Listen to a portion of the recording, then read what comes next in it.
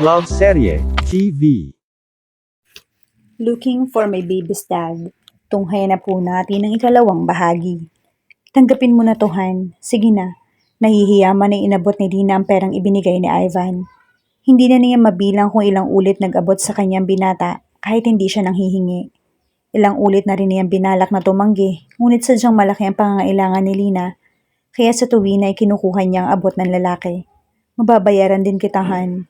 Tugon ni Lina. Hindi ako naniningil. Gusto mo bang samahan ko kayo ng nanay mo bukas sa doktor? Hindi ako pupunta sa farm kung ganon. Umiling si Lina. Hindi na niya aabalahin ng ganon ang binata. Labis na kaabalahan ng dalaw lang ang pakay ni Ivan ay nauwi sa pag-aabot ng pera. Magmula nang lumuwas sila ng nanay niya sa lugar ng ate Rina niya, ay hindi na sila nakabalik pa sa Laguna, kung saan naman nakabase si Ivan.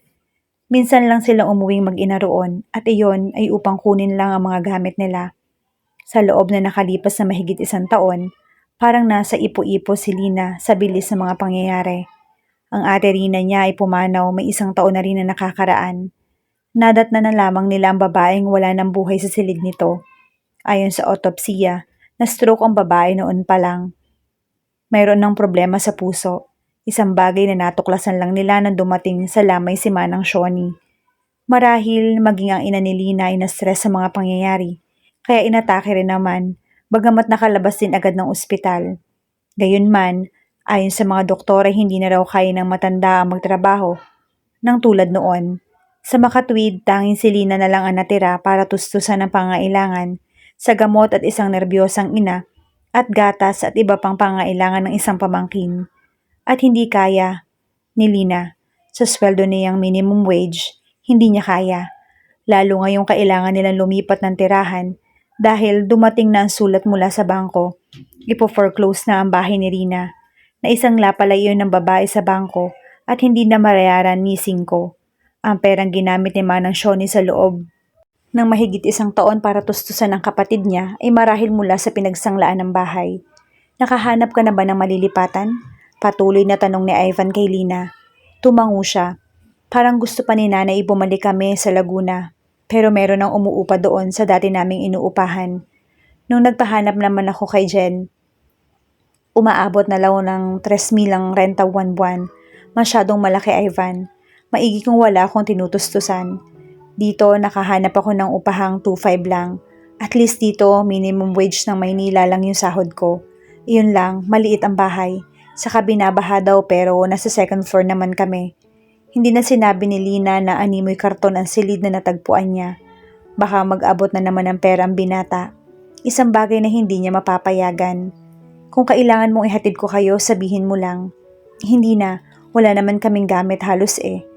Nagpaalam na rin kay Lina ang nobyo.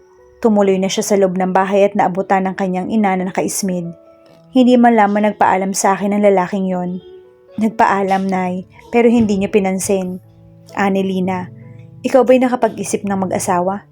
Nabigla si Lina sa tanong ng matanda, lalo na at bakas doon ang kaba. Tumingin siya sa mukha nito at nabasa roon ang pag-aalala. Agad niyang naunawaan na natural. Inaalala ng kanyang ina ang sitwasyon kung mag-aasawa siya. Paano na ang pamangkin niya na si Carlito?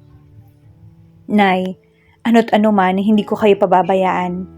Pangako ni Lina. Huwag ninyong alalahanin ang bagay na yon. Isa pa, plano kong magnegosyo bago pumasok sa eskwela yung bulilit na yan. Inuso niya ang batang napakabibo at kasalukuyan naglalaro ng holen. Tita nanay, huwag ka muna mag-aasawa. Wika ng bulilit. Iyon na ang nakasanayang itawag kay Lina ng paslit. Sadyang matalino si Carlito. Makulit din at malaking bulas. Sa ilang ulat niyang pag-oobserba rito, hinala niyang mayroong lahing mestizo ang ama nito. Nasaan na kaya ang ama ng bata? Bakit naglahong parang bula at ni walang bakas? Hindi maiwasan ni Lina ang makadama ng inis sa taong yon. Hindi pa man niya nakikilala. Anong klaseng lalaki ang nakabuntis at nang iwan? Hindi ang tipo ni Rina ang hindi magtatapat sa ama ng bata. Ngunit base sa kwento ni Manang Shoni, mukhang galit pa ang kapatid niya sa bata mismo. Ayon naman ni Lina kung ano-anong masamang ideya ang pumapasok sa kanyang isip. Mga ideyang ayaw niyang tangkilikin. Ano't ano man, Maaayos si Carlito, matalino at mahal niya ang bulilit at nangako magtatapos ito ng pag-aaral. Magdildil man siya ng asin. Marapat lang, pinag-aaral siya ng ina nito. Si Carlito naman ang kanyang pag-aaralin at titiyakin niyang hindi ito matutulad sa kanya na bulakbol. Mukhang hindi naman dahil maliit pa ay halata ng hilig ng bata ang mag-aral. Palatanong ang bata, mausisa. Sino nagsabi sa'yo mag-aasawa ako? Ani Lina sa bata. Si Lola, sabi niya kapag nag-asawa ka, lagot na kami. Ayaw ko malagot. Biglang natawa si Lina at niyakap ang bata. Manang-mana ka sa akin, ang tali-talino. Pakis nga ang tita nanay. O halika, tulungan mo ako mag-empake. Lilipat na tayo ng bahay. Malaki po ang lilipatan natin. Maliit kasi 3 lang tayo ni Nan Lola. Halika na. Hawak ang kamay ng bata ay tinungo ni Lina ang dating silid ni Rina. Walang tumutuloy doon at nakakahon na rin ng ilang natirang gamit nang pumanaw niyang kapatid. Binitbit ni Lina ang karton para dalhin sa kanyang silid nang bumuka ang ilalim niyon at bumagsak sa sahig ang laman. Nakita ni Carlito ang isang larawan na agad nitong itinaas sa kanya. Si Mama tita nanay, anang bata. Oo, maganda siya diba? Isa-isang dinampot ni Lina ang laman ng karton at naagaw ang atensyon ng isang notebook na bumukas. Nakita niya niyon noon. Talaan ng mga pagkakautang ng kanyang ate Rina. Ang hindi napansin noon ni Lina ay nakasuksok na papel sa jacket ng notebook na ngayon ay nakasungaw sa leather sheet na pabalat. Kahit agad niya yung kinuha at binuklat. May 1, Labor Day. Tandang-tanda ko ang petsa. Nasa Hotel Mercedes ako. Inaabangan si June dahil alam kong nandoon siya. Needless to say, I was stalking him. I cannot live without him. Ang sabi ng asawa niya, tumigil na ako na makakasira na ako ng pamilya ng may pamilya. Pero paano ko lulubayan ang laking mahal na mahal ko? He's like the air I breathe. So I saw him that night. And he was with another woman. Hindi yun ang asawa niya. Iniwasan niya ako para lang sa ibang babae. Bakit? Paano niya nagawa yun sa akin? Galit na galit ako. I saw a guy at the piano bar, and we did it. And now I am pregnant. The only souvenir I took from my baby's dad was his license, but he left with me a bigger one. A baby. I hate myself for sleeping with a stranger. He didn't even ask for my name. This is all June's fault. So today, I went to see him, the father of my baby. Itinanggi niya ang bata. Anong lakas ng kabog ng dibdib ni Lina, isang susi sa wakas. Sa pagkatuklas kung sino ang ama ni Carlito, dali-daling binaklas ni Lina ang jacket ng kwaderno at nakita ang isang lisensya na nakadikit ng tape sa kabilang flap ng jacket. Isang tingin sa larawan ay doon agad binuhat ni Lina ang pamangkin at tinakbo ang ina sa sala. Kilala ko na ang mahiwagang lalaki. Tirso Garcia. At isang tingin pa lamang sa larawan ng lalaki, anumang liit niyon, ay nakatitiyak na sino man ito. At ang ama ni Carlito, iisa ang mukha ng mag-ama. Kabado si Lina nung isang linggo. Subalit ngayon ay gigil na gigil ang nadarama niya para sa pagharap nila ng dakilang ama ng kanyang pamangkin, si Tirso Garcia. Noong una, parang nais ni Lina na manginig sa kaalamang anak pala ng dating senador ang lalaki. Ngunit nang mapag-isip-isip niyang tinanggihan nito ang kanyang pamangkin, nag-init na rin ang kanyang ulo. Sapat lamang upang magkaroon siya ng lakas ng loob na hanapin ang lalaki. Sa harap ng mataas na gusali kung saan naroon ang opisina ng negosyo ng lalaki, ipinanghinaan siya ng loob. Wala rin silbi dahil hindi siya hinarap ng damoho. Sa katunayan, buong isang linggong parang bola ng pingpong si Lina na pinagpasapasahan ng kung sino-sinong sekretary at tauhan nito.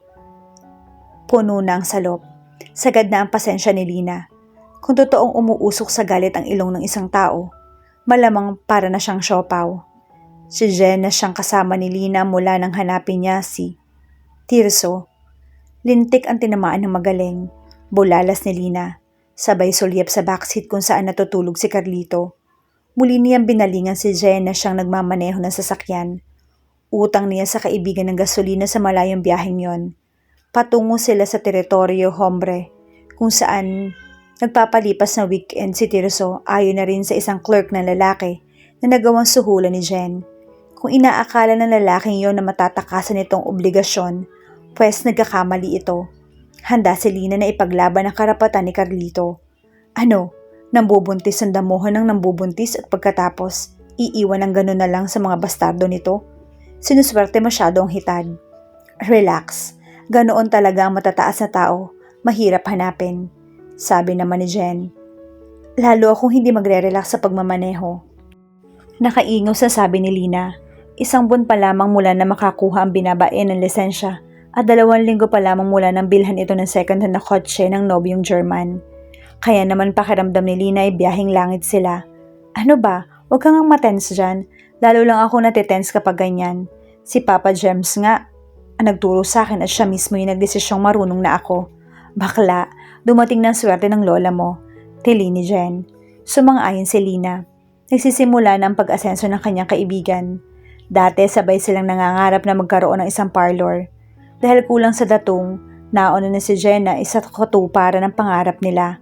Ang sabi nga nito nung una, kahit na walang malaking maibigay na puhunan si Lina, ay okay lang pero nahiya siya makabigat lamang dito. Isa pa, hindi niya magawang iwan ng trabaho kung hindi pa tiyak ang kita ng parlor na sisimulan nila. Ngunit 1 buwan pa lamang ang parlor ni Jen, umasenso na agad ang binabae. Mahusay ito, napakahusay.